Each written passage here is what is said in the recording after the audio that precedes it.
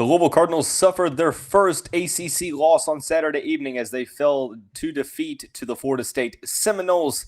We'll talk about everything you need to know about that contest and more on this episode of the Locked On Louisville podcast. Stay tuned. You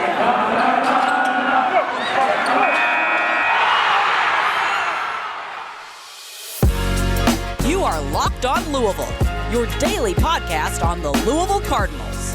Part of the Locked On Podcast Network, your team every day.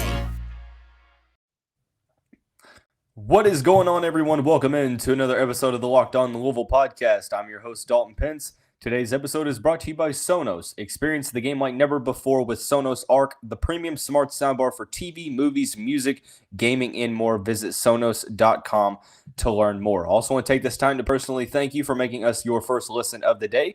And just a reminder, the Locked On Louisville podcast is free on all streaming services, including YouTube, 5 days a week, your team every day. The Cardinals suffered the first in-conference loss on Saturday evening after they fell 79-70 to the Florida State. We'll talk to you about everything you need to know from that matchup and what went wrong for the Cardinals against the Seminoles.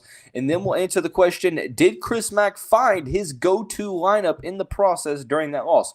We'll identify what that lineup looks like here later on in the show. And then finally, with no women's basketball game against Miami due to COVID protocol and stuff like that, the weekly mailbag segment will be placed at the end of this show today. Before we get into the content of today's show, like I mentioned, for those who are not aware of who I am, my name is Dalton Pence. I'm a credentialed media member for Cardinal Sports Zone, where I serve as both a football beat writer and a recruiting analyst. Also do some PA announcing work for the university in various sports. You can follow my personal Twitter handle in the graphic at the bottom left-hand of your screen, and the podcast Twitter page is at @LO_Louisville. So let's get right on into the deep diving analysis. The 79-70 loss for the Louisville Cardinals. They're 4-1 in conference, 10-5 overall. Initial takeaways from that one is I felt like this was a game that Louisville probably should have won. They had opportunities to cut the deficit in the second half, and ultimately were just not able to get up over the hump. I felt like at times adjustments were made in the game. The second half was a lot better than the first half. Florida State scored 50 points in the first half, and that's after they scored only 54 total in the whole game against Wake Forest in a 22-point loss. Louisville did have 40, so I feel like offensively in the first half, the Cards were able to get things going. There was a little stretch at the end of the first half to where Florida State went on a little bit of a run and pushed the lead to 10 at the halftime intermission. Caleb Mills, I think, had about 23 points at the end of the first half. He only finished with 27. So Florida State had 50 in the first half, only 29 in the second, but the Cardinals were not able to get over the hump. There was instances in that second half to where the deficit was cut to about 2 points. They had some very good looks here and there throughout the second half. The shots just weren't able to fall, and Florida State was able to keep pushing that lead out until the very end when they pushed it to 9. But it was a very close second half. And Louisville, like I mentioned, I felt like they missed opportunities to take this game. And this was a very winnable game, as it has been in years past. I don't think that the 9-point score reflects how close this game was. The past 5 matchups since Chris Mack has been head coach of the Cardinals, 4 out of the 5 have been decided by double-digit scoring. At least 9 points in terms of deficit for the Cardinals. Chris Mack 0-5 against the Florida State Seminoles as the head coach of the Louisville Cardinals. And this probably is a loss that makes things a little bit trickier when trying to predict what Louisville's NCAA tournament journey is going to look like. It's obvious, as I mentioned, it's not so much as accumulating quality wins in a down year of the ACC. It's more like avoiding bad losses. Now, whether or not this Florida State loss looks to be, a bad one, that's yet to be seen. The Seminoles now are 8-5, and I thought that this was probably one of their better games. So we'll see if they turn it on. They have the talent to do so. Individually speaking, I felt like for Louisville, Ellis looked pretty sharp. I liked what I saw from Mason Faulkner. Both of them were in double digits. Sam Williamson was another player that I think scored 7 early points, but was very solid throughout. If you remember from last week, I talked about Sam Williamson being the key player to watch for the Cards because I felt like, his playing style, his aggressiveness in taking the ball to the rack and trying to penetrate the defense. I thought that it boded well against the Seminoles, and I thought, he played very well. He was the second leading scorer, shot 5 for 9 from the field, had 7 rebounds. Malik Williams had 4 and 7, kind of struggled from the field. Really liked what I saw from Sidney Curry. He only had 6 points and 6 rebounds, but when you take into consideration that was in just 13 minutes of game time, I liked what I saw from him. We'll talk about that go-to lineup potentially in the second segment that Sidney Curry is a part of. But, like I mentioned, I felt like at different times, different issues arose. In the first half, it was more so, yes, Florida State, they kind of zoned them, trying to get them to shoot the ball. It was a team that didn't necessarily shoot the ball all that well. Coming into this one, they were 7 for 16 from behind the arc. A lot of that coming from Caleb Mills. I felt like at times in the first half, Caleb Mills had too much space to shoot with, and he made the Cards pay. In other instances, I think it was saying that even though Louisville may have out-rebounded Florida State in the first half, I'm not sure if they ended up doing so. At one point, at the end of the first half, they had more rebounds, but Florida State was converting on it was some crazy number, like over 30% of their offensive possessions because of the fact of the offensive rebounds. Now, a lot of that, yes, Florida State does have 4 guys on their team that are over 7 feet tall, but a lot of it was just clearly boxing out, attacking the glass. I thought that the Seminoles did very well on that in that end. On offense, I thought that there were some instances where it was a lack of direction on what was what was happening in some plays. Jared West, I felt like was dribbling the ball too much at times. But like I mentioned, Louisville had a very good first half offensively. They had 40 points. The issue was that Florida State had 50 on ball defensively. They allowed Florida State to get whatever they wanted at the rim. Yes, there were some questionable calls, but at the end of the day, you can't blame this all on officiating. Second half, things were different. You saw the adjustments that Chris Mack made. Defensively, the team looked a lot better. Florida State looked a little bit more like the team that we've seen through the first 12 games of this season. But Louisville, as I told a friend, I feel like if Louisville was to complete a comeback, they needed to take the lead. You can't spend all your energy on making the comeback and then not able to be able to come back. And at the end of the second half, there were some very good looks when the team was down 2. I think they missed all 5 opportunities from 3 when they were up by 2. Pretty much wide open looks for Noah Locke and Matt Cross that just didn't fall. It just kind of is what it is, unfortunately, and you just kind of have to roll with it. But it is a tough loss. It's one of those that kind of make the month of January that much more critical, even though that this was a predicted loss.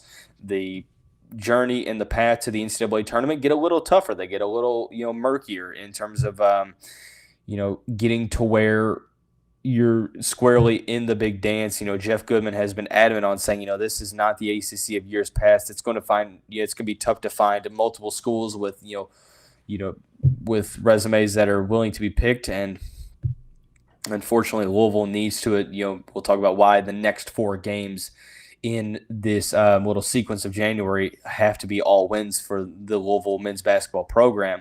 We'll do that on tomorrow's show, but ultimately, the main takeaway is that this is a game that Louisville should have won. And as much as they've handled business at the end of games early on this season, just wasn't able to come to fruition. Shots just weren't made.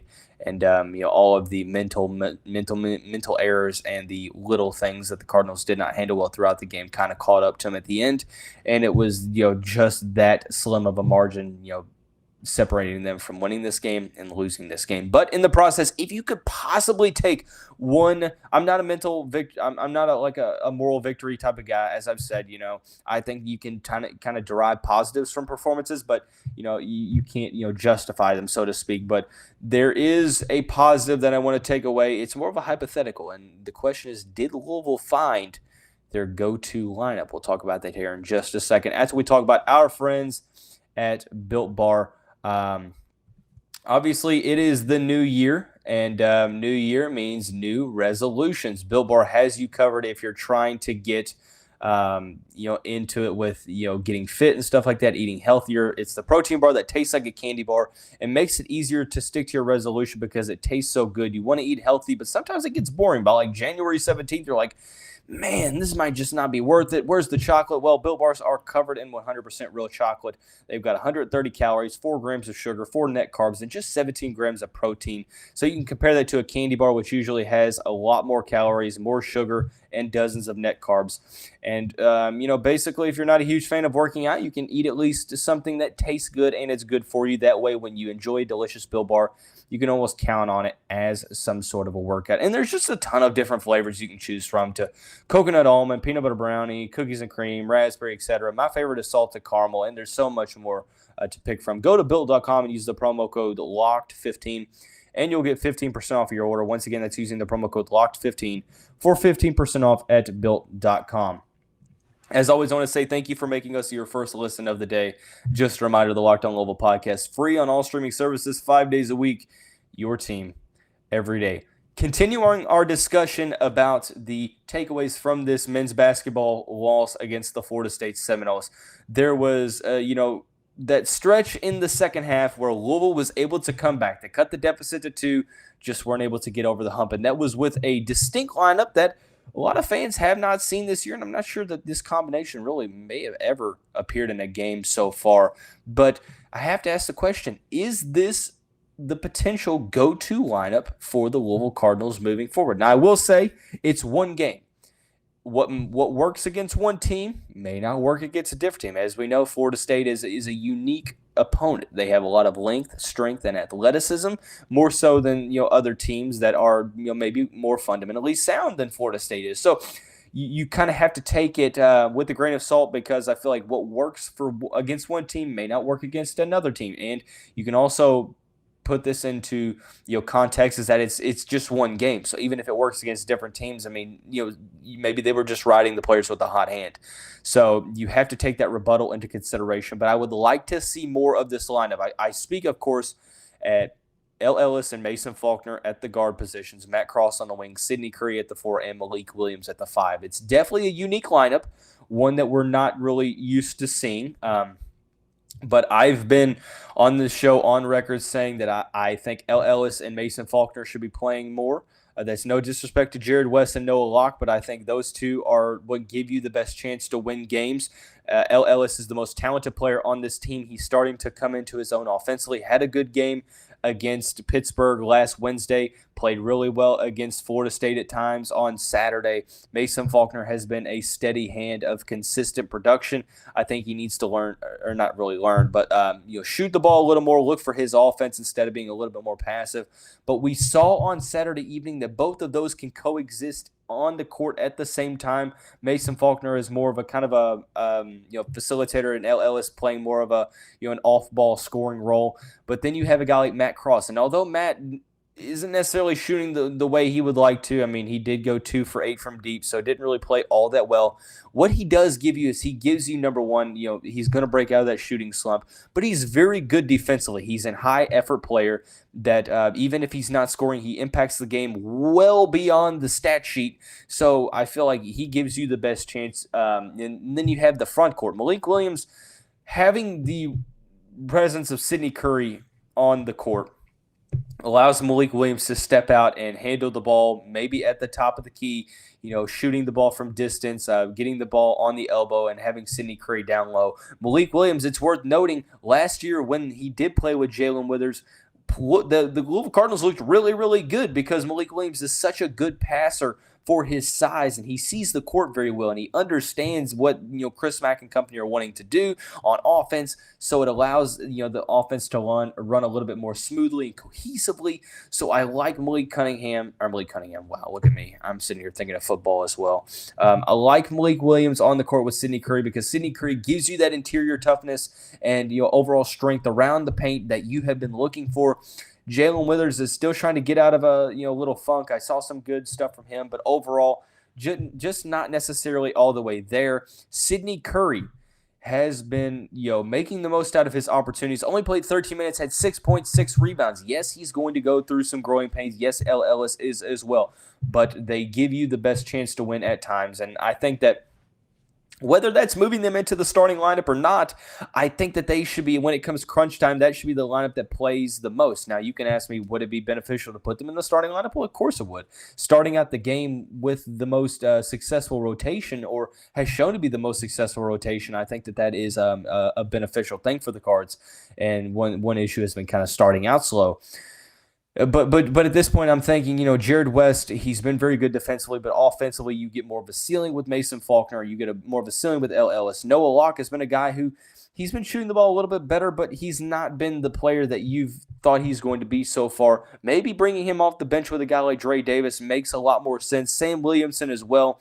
Really just kind of depends. And I'm not saying that you have to shift the whole starting lineup. What I am saying is I would like to see more of this lineup to see if we have something. We talk about the issues with chemistry, with finding the right rotations. Well, on Saturday night, I think we may have found that. Now, you could possibly, switch Matt Cross with Sam Williamson, but you take away an aspect of three-point shooting there as well. But at times, I liked what I saw from the Louisville Cardinals, but in the second half is where things were able to change for the better, and that's because of the lineup you saw. They didn't fall off defensively because although Ellis and Sidney Curry struggle at times defensively, you see the efforts there. They're getting a little bit more of a cohesive feel. They're catching up to the speed of things, but that's where Mason Faulkner, that's where Malik Williams come into place, having those veterans that can kind of right the ship and keep those guys in the line and, mentally and trying to help them overall and, on the court at the same times. But I feel like that lineup gives you a good mesh of offense, gives you a good mesh of defense. You have your high effort guys out there. And it's just overall, I just like the flow. At times I feel like the offense gets really stagnant. It looks it just kind of looks staggered. You don't get a lot of cohesiveness, and I keep coming back to that term cohesion because I feel like that's what Louisville has been lacking and why they get into such big scoring droughts at times is because there's just issues with, turning the ball over and, bad shot selection and stuff like that. I feel like this is the lineup that we could see, but hey, we might be onto something here. Could Chris Mack look more into this as they play NC State on Wednesday evening? Well, I definitely hope so. Not saying that they have to switch the lineup up, but it's obvious that something needs to change.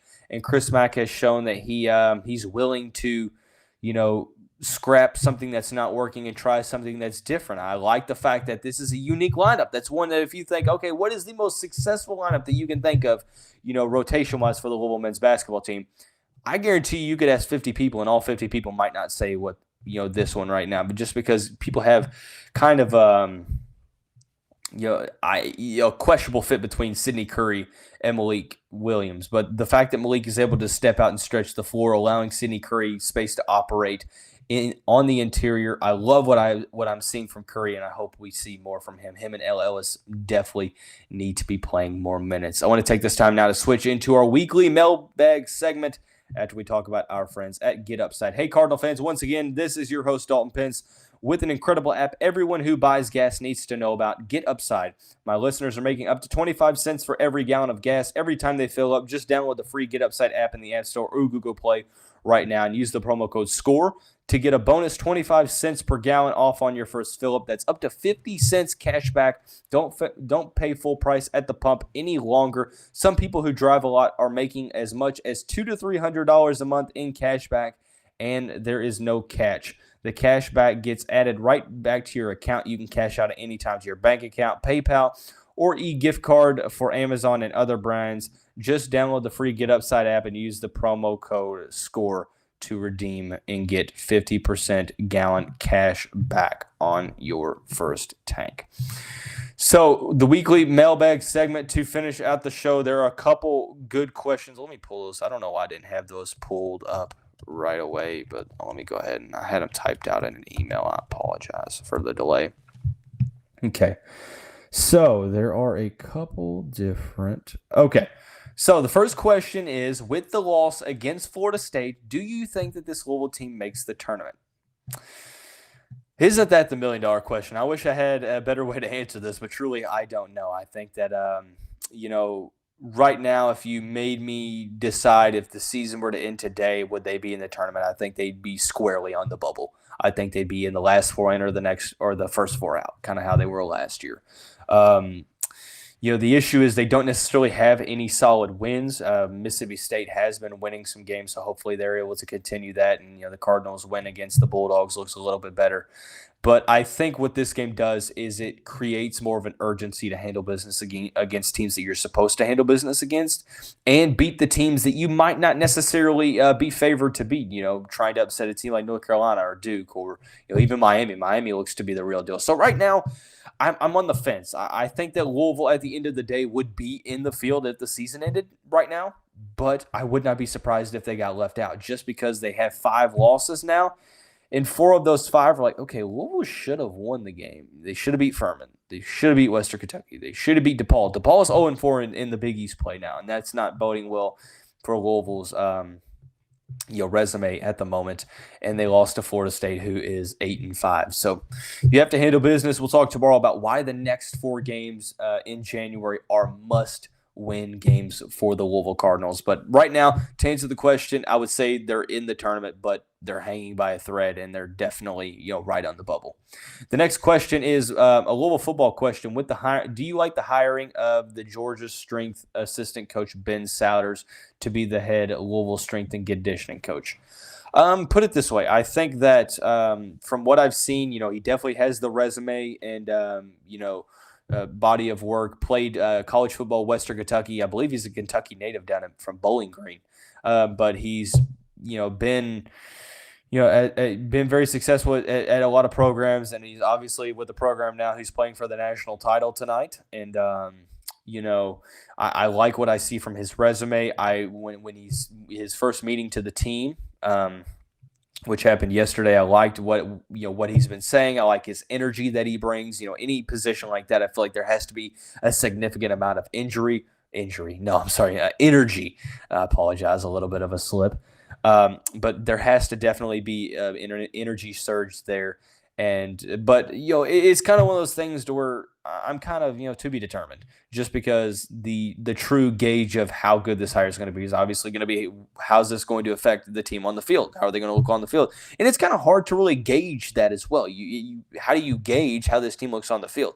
So, I like his energy. Obviously, I don't really know too much about him. We'll kind of see how he has the team looking in the spring and as they come through fall ball and get ready for the season. But as of right now, I like what I'm seeing so far and just kind of in a wait and see situation. So ultimately, we'll kind of go about it that way.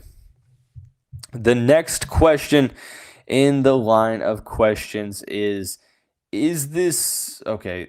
Hold on, that's a little bit of a weird. Oh, okay. I completely read that wrong. It's a basketball question, and it reads, is this a team that can finish top 4 in the conference right now? They're currently sitting in second or third place. It says one of the two. I mean, yes and no, I guess. I'm kind of, like I said, I'm on the fence just because it's gonna be a tough end of the month for the Cardinals. February is gonna be interesting. You talk about Duke. Duke's gonna be in the top 4.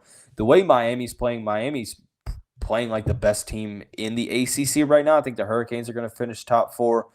And then you're kind of, lobbying for a couple different spots. The ACC is very, very down this year. Is North Carolina going to be able to turn it on and be able to, get into that top 4?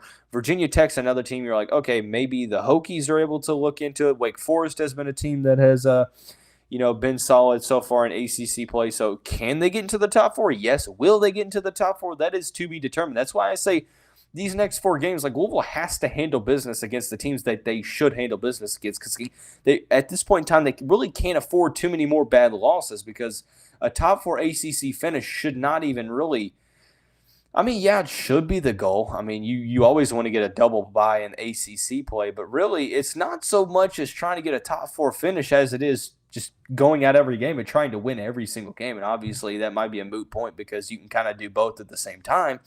But ultimately –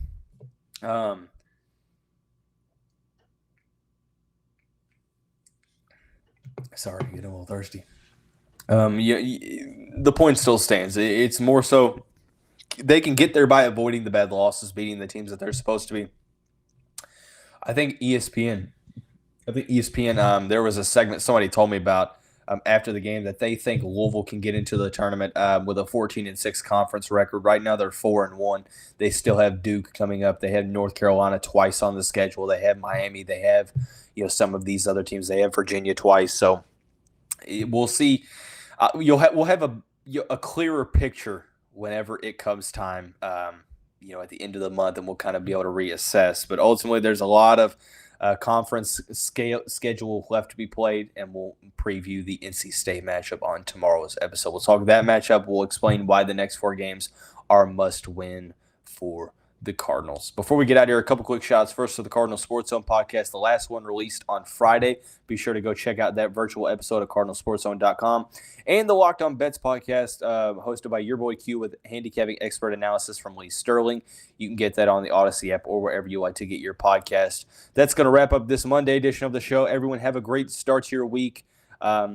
Savor college football while you can as it ends tonight. We'll see you right back here tomorrow. Everyone have a great day.